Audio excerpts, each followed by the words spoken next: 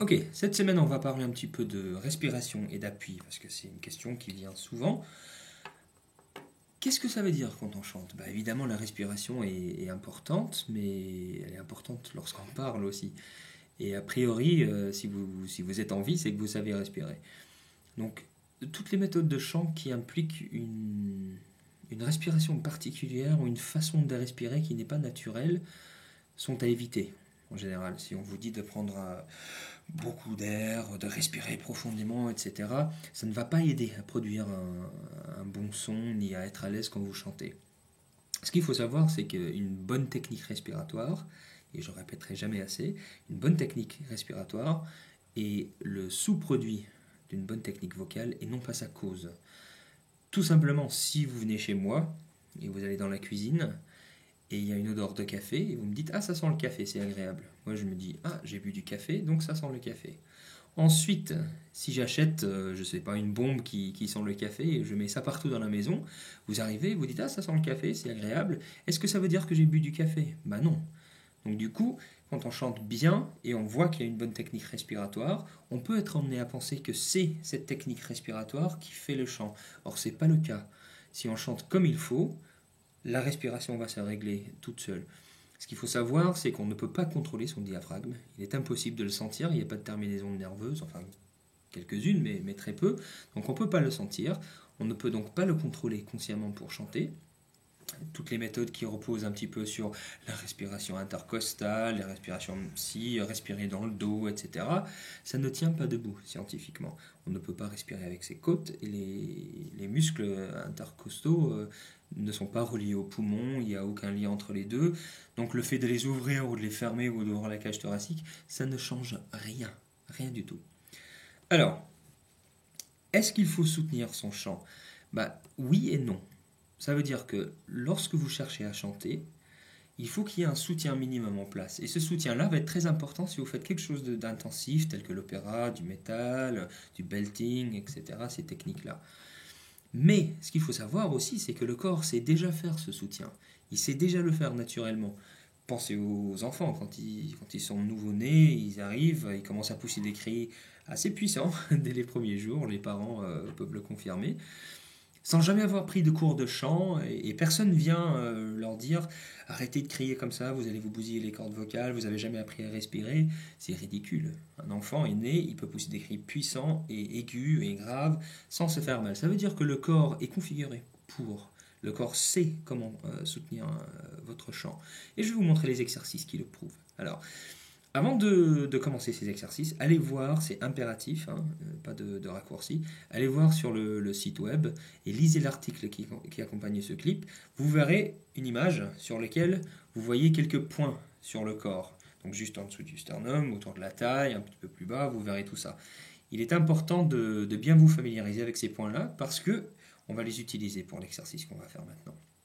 Donc allez lire et puis revenez. Ok, on va dire que vous l'avez lu. Mettez le pouce sur le premier point qui est juste sous le sternum et le petit doigt sur le deuxième point tout en bas. Ensuite, avec cette main-là, faites un petit peu le homard et vous le mettez autour de votre taille sur les deux autres points. Tout ce que je veux que vous fassiez, c'est ça. Toussez. Vous sentez? Le corps se met en place tout de suite pour soutenir le son, si on peut appeler ça un son, pour soutenir l'effort d'envoyer l'air à l'extérieur. Vous n'avez pas besoin de penser à le faire. Ensuite, on va le refaire. Et en mettant en place la gorge ouverte, hein, comme on a fait la semaine dernière, on va faire hey de façon assez émotionnelle, hein, comme si on vous piquait quelque chose ou vous voulez attirer l'attention de quelqu'un assez fâché dans un premier temps. Hey encore hey et vous allez sentir sous le pouce, ça va pousser vers l'extérieur. Sous la main, autour de la taille, ça va pousser vers l'extérieur aussi. Et sous le petit doigt, qui est un petit peu plus bas que le nombril, ça va rentrer. Ça veut dire que là, bon, tous les profs de chant sont d'accord, ça c'est un appui excellent pour le chant. Et là, vous venez de voir que votre corps sait déjà le faire. Vous n'avez donc pas besoin d'apprendre à le faire. Et justement, toutes ces méthodes qui reposent sur l'idée qu'il faut apprendre à chanter en respirant ou qu'il faut apprendre à soutenir sa voix avant de sortir un son, finissent par mettre trop d'importance sur cette partie-là du chant. C'est donc plus naturel après. Et on finit par pousser, et ça c'est très mauvais. Ce qu'il faut savoir, c'est que la seule valve dans votre corps capable de réguler le flux d'air, ce sont vos cordes vocales. pouvez pas contrôler ce qui se passe avec les muscles du ventre. Donc, ce soutien naturel, il faut apprendre à le faire tout le temps, sans y penser. Regardez, on va refaire une série de haies. Et ce que je veux que vous fassiez, c'est que vous poussiez le haie, et puis vous lâchez. Puis vous poussez encore, puis vous lâchez, puis vous poussez encore, et puis vous lâchez. Donc on y va encore.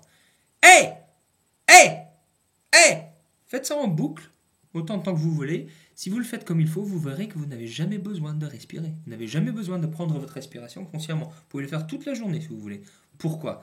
Parce que le corps contracte ces muscles-là pour envoyer l'air. Après, les muscles relâchent.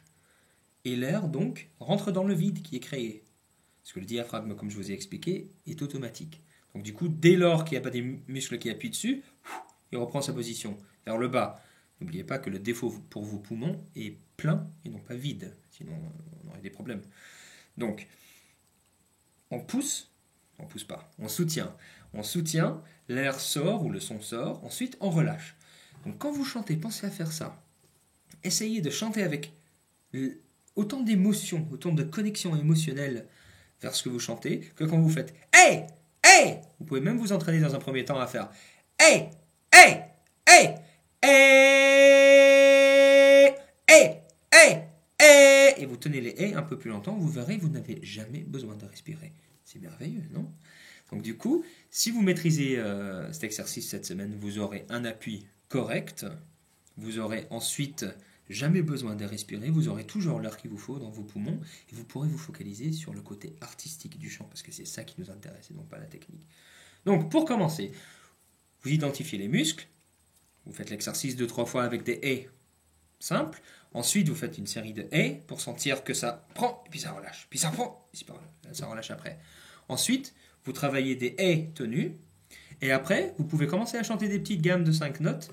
Vous verrez les gammes sur mon site ou dans l'échauffement complet, tout en essayant d'attaquer les notes comme si c'était quelque chose de très émotionnel.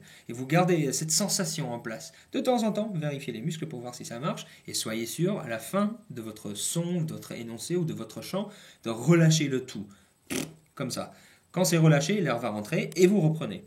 Sachez qu'il faut mettre en place l'émotion juste avant de faire le son. Il faut le lâcher, l'air rentre, et puis on le reprend avant de faire le son suivant. Vous verrez que si vous faites « Hey! Hey! Hey !» les muscles s'activent juste avant la voix, et durent un petit peu après, puis se relâchent. Voilà, donc là vous venez d'apprendre un soutien parfait pour le chant en quelques minutes. Je ne vois pas pourquoi est-ce qu'on s'obstine à passer des mois, voire des années à étudier ça quand ce n'est pas nécessaire. Donc travaillez ça cette semaine, et puis comme d'habitude, tenez-moi au courant si vous avez des questions. Allez, à bientôt, au revoir.